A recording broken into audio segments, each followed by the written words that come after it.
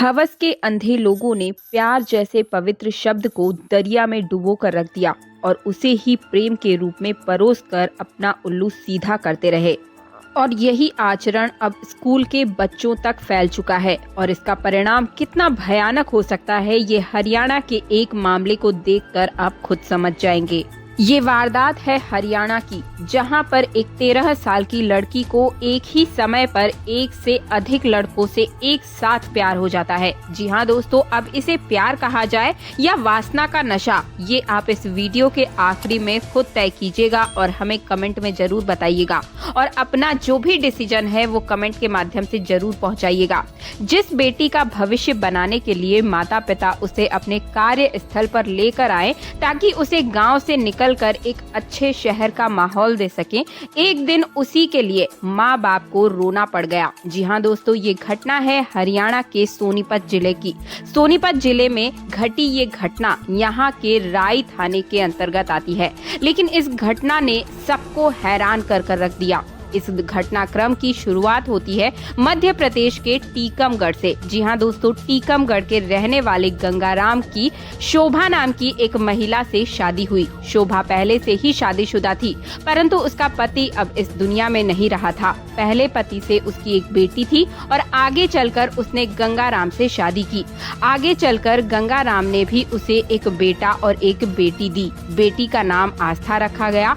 उसकी उम्र 4 साल और बेटा ऋतिक था, जिसकी उम्र 5 साल थी। परिवार बढ़ गया तो गंगाराम के खर्चे भी बढ़ गए, लेकिन उसकी इनकम तो उतनी ही थी। अपनी आमदनी बढ़ाने के बारे में वो सोच ही रहा था कि तभी उसके दिमाग में ये ख्याल आया कि अब यहाँ से बाहर चला जाए। उसने अपनी पत्नी शोभा से इस बारे में बात की तो वो भी उसके साथ टीकमगढ़ छोड़ने के लिए राजी हो गई।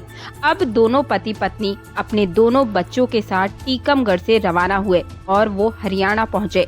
हरियाणा के सोनीपत जिले के राई थाना के अंतर्गत आने वाले एक छोटे से गाँव में वो आकर रहने लगे और वहीं दोनों मजदूरी करने लगे। शोभा के पहले पति से जो बेटी थी उसकी उम्र 13 साल की थी और उसका नाम नीतू था। उसे फिलहाल इन लोगों ने टीकमगढ़ में ही रखा, उसे अपने साथ नहीं लेकर आए। दोनों पति पत्नी इस क्षेत्र में मजदूरी का काम करते थे। दरअसल गंगाराम राज मिस्त्री का काम जानता था। वो जहाँ भी काम करता उसके साथ उसकी पत्नी शोभा भी काम करने के लिए चली जाती थी। दोनों पति पत्नी एक घर चला रहे थे और चला लेने लायक अच्छा पैसा भी कमा रहे थे। आसपास के क्षेत्र में उसकी छवि भी अच्छी बन गई थी। इसके बाद साल 2023 आया। उनकी जो बेटी टीकमगढ़ में रह रही थी, अपने दादा दादी की सेवा करती थी। अब इन लोगों ने सोचा कि क्यों ना उस नीतू को भी अपने पास बुला लिया जाए। फरवरी 2023 में नीतू भी अब टीकमगढ़ छोड़कर अपने माता पिता के पास चली गई। उसकी उम्र 14 साल हो गई थी। यहाँ नीतू का एडमिशन करा दिया गया। नीतू घर का कामकाज करने के साथ साथ ही अपनी पढ़ाई लिखाई भी किया करती थी। नीतू ने घर के काम को अच्छी तरह से संभाल लिया था। वो सुबह का नाश्ता बनाकर स्कूल चली जाती। ये घटना अप्रैल के महीने की है, बहुत ध्यान से सुनिएगा। एक दिन नीतू ने अपने पिता से कहा कि उसे कुछ किताबें चाहिए, या तो आप पैसे दे दीजिए या फिर खुद ही खरीद कर ला दीजिए। तब गंगाराम ने कहा कि तुम चिंता मत करो, मैं तुम्हारी माँ को पैसे दे दूंगा, वो तुम्हें खरीद कर ला देगी। इसके बाद पति पत्नी अपने काम पर चले जाते हैं। पत्नी का काम जल्दी खत्म हो जाता है। वो पति से पैसे लेकर किताब खरीदने के लिए निकल जाती है। जैसे ही वो घर पर पहुंचती है तो देखती है कि घर में दोनों बच्चे तो हैं, लेकिन बड़ी बेटी नहीं दिखाई दे रही है। शोभा उसे ढूंढती हुई छत पर जाती है, लेकिन छत पर जाने के बाद जो भयानक सीन उसने देखा, उसे देखकर वो चीख मारकर रोने लगती है। उसने देखा कि उसकी बेटी नीतू पेट के बल जमीन पर गिरी पड़ी है। उसकी आवाज सुनकर मकान मालिक और आसपास के लोग भी इकट्ठा हो गए थे। इसी बीच पुलिस को फोन किया जाता है। नीतू को अस्पताल ले जाया जाता है, जहां डॉक्टर उसे मृत घोषित कर देते हैं। नीतू का पिता गंगाराम भी वहां मौजूद है और अपनी बेटी की ऐसी हालत देखकर वो हैरान हो जाता है। पुलिस आसपास के लोगों से पूछताछ शुरू कर देती है क्योंकि शोभा और गंगाराम अभी ऐसी सिचुएशन में थे ही नहीं कि वो पुलिस को बयां दे सके। पुलिस अपने हिसाब से इंफॉर्मेशन निकालने की कोशिश करती है, लेकिन तभी सोमवार के दिन गंगाराम ने खुद सामने आकर कहा कि वो इस मामले में कोई कार्यवाही नहीं करवाना चाहते हैं।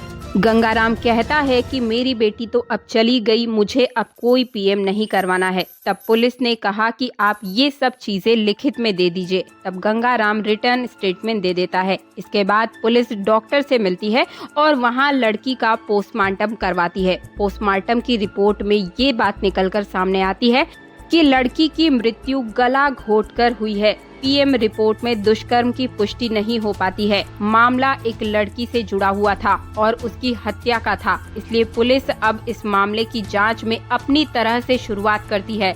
इस बीच ये जानकारी मीडिया को भी लग जाती है कि 14 साल की एक लड़की की इस तरीके से हत्या हो गई है और ये मामला सुर्खियों में आ जाता है। नीतू को एग्जामिन करने वाले डॉक्टर ने उसके साथ फोर्स इंटरकोर्स की पॉसिबिलिटी बताई। इस बात को मीडिया ने तूल देना शुरू कर दिया।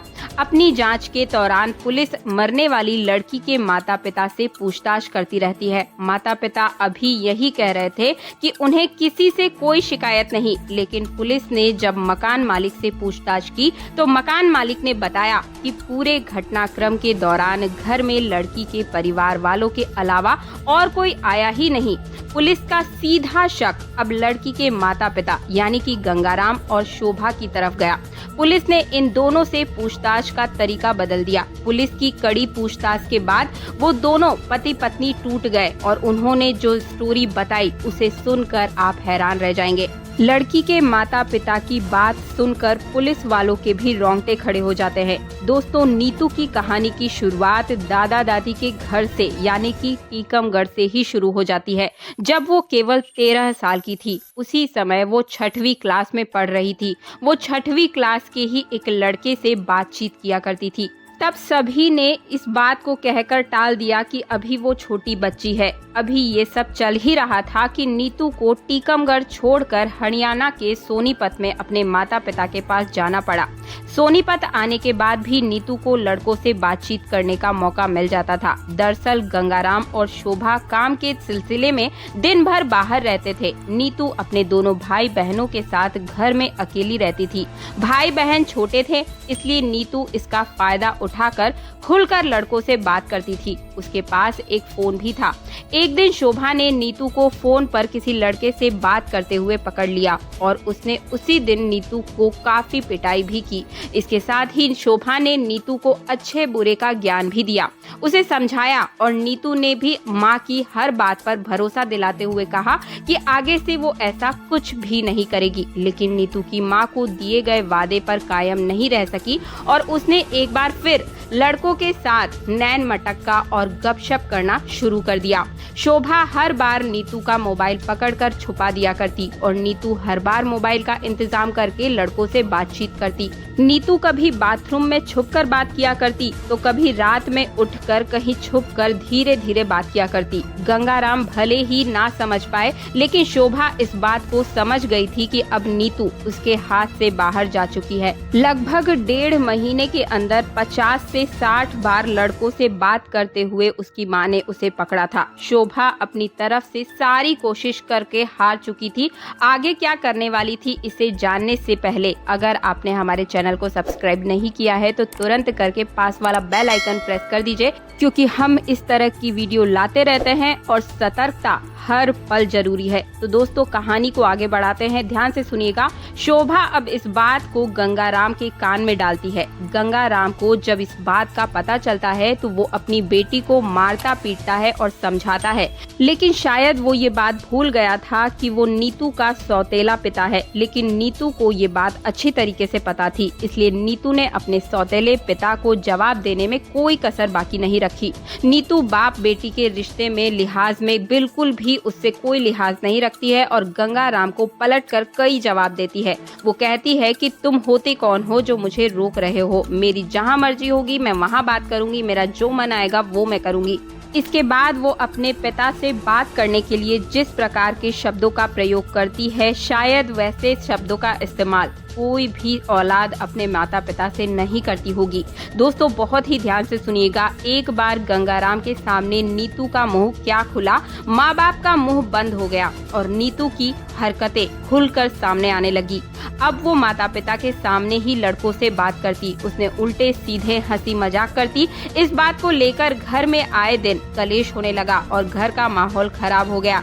ये घटना थी 29 अप्रैल की। जी हाँ दोस्तों, जब परिवार के सभी सदस्य रात में बैठकर खाना खा रहे थे, तभी नीतू का फोन आता है और किसी लड़के से वो बात कर रही थी। गंगाराम एक बार फिर अपनी बेटी को प्यार से समझाता है कि तुम जो कर रही हो वो गलत है, इसे बंद कर दो। लेकिन नीतू अपने पिता को उसी मुंह पर सीधे जवाब दे देती है कि मैं इसे बंद नहीं करूंगी, मेरा जो मन आएगा वो मुझे करना है तो करना है, मुझे ज्यादा परेशान मत करो।